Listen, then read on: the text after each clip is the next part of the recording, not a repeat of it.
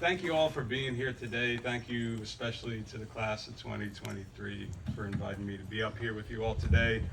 I just feel like an enormous amount of love from everybody in this community, have since the first day that I've been here. And I've known a lot of you since you were even in middle school. I mean, Fiona, wherever Fiona is. Yeah. Like same hair, you were in a much smaller frame though. And so it's that gratitude and that kindness that I felt with you all whenever I'm present with you that I want to kind of talk about today. And I want to revisit 3 months ago I gave a talk in front of the school where I was all mic'd up in my outfit and I talked about spirituality and education. I just want to revisit a little bit of the spirituality part because I felt like I could have added some things. I get down on myself a lot. Right? And even like in the moments leading up to this moment, it was like I was pretty harsh on myself because I procrastinated. Not that any of you know anything about that. And then it was just like nothing felt like it was coming out right. Like the draft sucked, the words didn't get the meanings right. And so I was just kind of beating myself up over and over and over again. And one of the things that in the spiritual world we try and do for ourselves, one of the less foofy-doofy kind of woo-woo things, is we just come up with mantras, right? And one of the mantras that helped me get to this moment without overly beating myself up, I actually get from Bob Dylan, specifically from his song To Ramona, right? There's a set of lyrics in there that just says, everything passes, everything changes, just do what you think you should do. And I knew that I had to be kind to myself in order to actually get up here and actually talk about kindness to you all today in any way that might be even remotely palatable.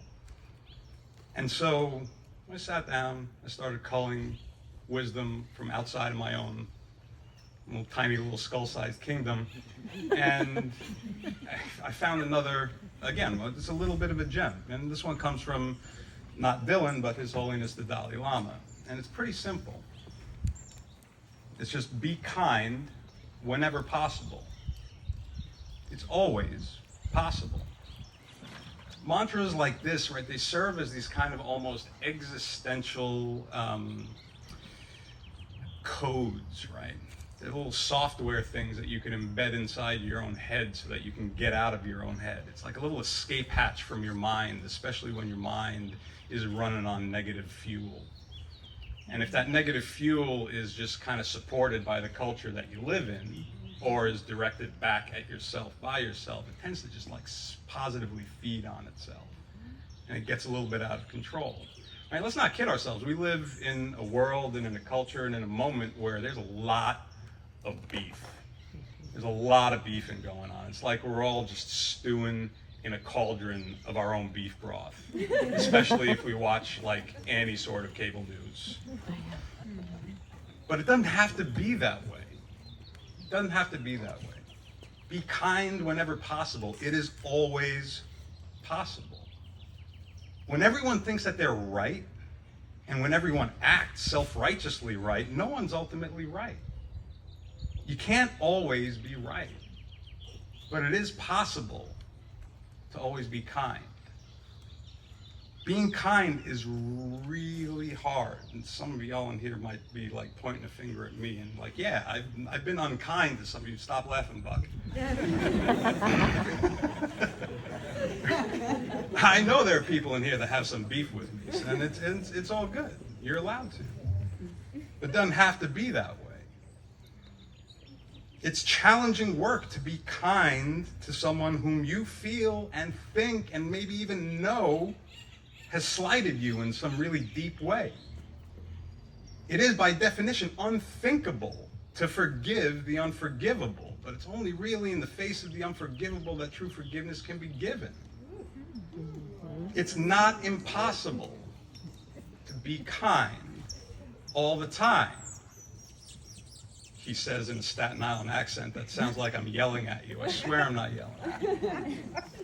Because if you want to follow things, I study religion and philosophy, right? And one of the things that I encounter over and over again is something that falls into that category of the golden rule, right? Do unto others as you would have do unto you. Or if you want to go a little bit more Eastern with it, like Confucianism and Taoism, right? It's don't do unto others as you wouldn't have them do to you, right? Don't impose on others that which you yourself don't desire to happen to you.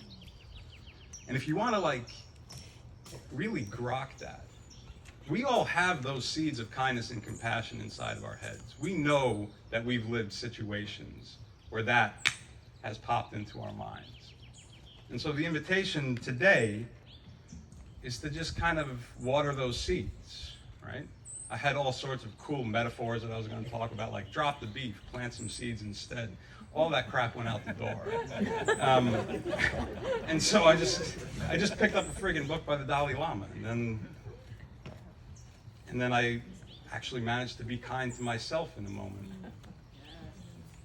Because if you actually pay attention to these things, right, we all know, do unto others as you would have do unto you. Don't do to somebody else what you wouldn't want imposed on you. These things make sense on a deep level, right? It goes beyond the stuff of our software, of our heads. And when you start thinking about it or paying attention to those kinds of thoughts, instead of to the beef that you have with yourself or with others, you start to realize that everything is interdependent, everything is inseparable, right? Our well-being, our individual well-being is intimately connected both with that of all others and with the environment in which we live. Our every action, our every deed, word, and thought, and these are the Dalai Lama's words, no matter how slight or inconsequential it may seem, has an implication not only for ourselves, but for all others too. And what better time than right now, to actually water those seeds of kindness that we already have deep in our hearts. And we water them with our minds, with how it is that we pay attention. The most important thing is in our mind, right now, right here, and it's the way in which we use our minds. Right? So yeah, drop the beef, water the seeds instead. And since we live in a world where like there's just tension and quarreling everywhere, every little corner that you turn around, there's some dark little fight happening.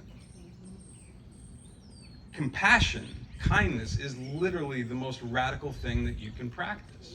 It is hard to do this. It takes a lot of strength. Beefing is easy, y'all. Beefing is easy. Kindness and forgiveness are very, very difficult.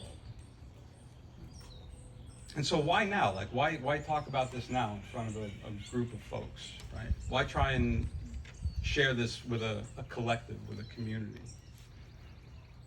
There's two quotes that I'll mention, right, that really kind of resonate with me. One of them is, again, the Dalai Lama. He says, there are only 2 days in the year that nothing can be done. There are only 2 days in the year that nothing can be done. One is called yesterday, and the other is called tomorrow. Nice.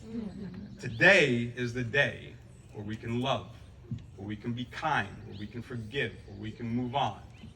Today. It's a variation of another one. Like, I think it's normally attributed to, what was his name, Bill Keane, the cartoonist that did Family Circus. It might be Eleanor Roosevelt. I encountered it in the movie Kung Fu Panda. It's like a cartoon turtle blew my mind. It was Grandmaster Oogway that said, yesterday is history, tomorrow is a mystery, but today is a gift. That's why it's called the present. Yeah, love it. Love that. So here we are, and I think I'm going over time. So here we are, right? Present in this ever-changing moment, in the gift of this moment. And it's in moments like these when we can really be present to each other. And when we can really, on our own, water the seeds of compassion, those golden and silver seeds of compassion that we have. And it's important that we do it together because, let's be honest, most of us are probably holding on to some beef. Might be with people that are here. Might be with people that are not here but are ever present in our lives. Hell, it might even be with ourselves or with something that happened in our lives that we couldn't control and that we didn't like. But regardless, now is a good time to let go of the beef and just focus on some seeds of kindness. I had a thought about ending this thing by like running us through some sort of a guided meditation like I do in my yoga classes, but that would probably put you all to sleep. And instead, I'm just going to share, like right after I gave the TED Talk, right? I ended the last few moments of it were about the practical application of spirituality, and then I rewatched it, and I'm like, wow, I didn't mention the damn thing, that practical application there. It was a really wonderful sleight of mind. If nobody noticed it, please don't go watch it. But like a month later, I encountered this poem by Rosemary Watola Traumer, and it's quite possibly the best guided meditation that I've encountered. It's going to be my last little offering for you today. Practical application. Knowing now how one moment rewrites every moment after it. How in an instant the heart can trip over its own beat and need to be retaught how to love. How irreversible takes only a second to say and yet contains all eternity. How quickly our breath can be claimed by the tides of forever. For this, I buy deep pink tulips for the table. For this, I make Dutch apple pie. For this, I walk through the canyon in moonlight. I remind myself, no guarantees. For this, I pull you in and hold you.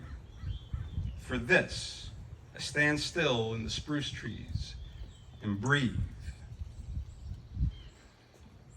My graduating friends, I wish you nothing but love and kindness as you make your way out of here. I don't expect you to be able to let go of any of the beef that you hold for yourself or for others. I just hope that you spend some time planting some seeds of kindness in your heart and in your head, paying attention to them a little bit more than you might pay attention to the other distractions that might be negative in nature. Because there are no guarantees. Your friends today might be your enemies tomorrow. Your enemies today might become your friends again later. It just matters how you want to look at it.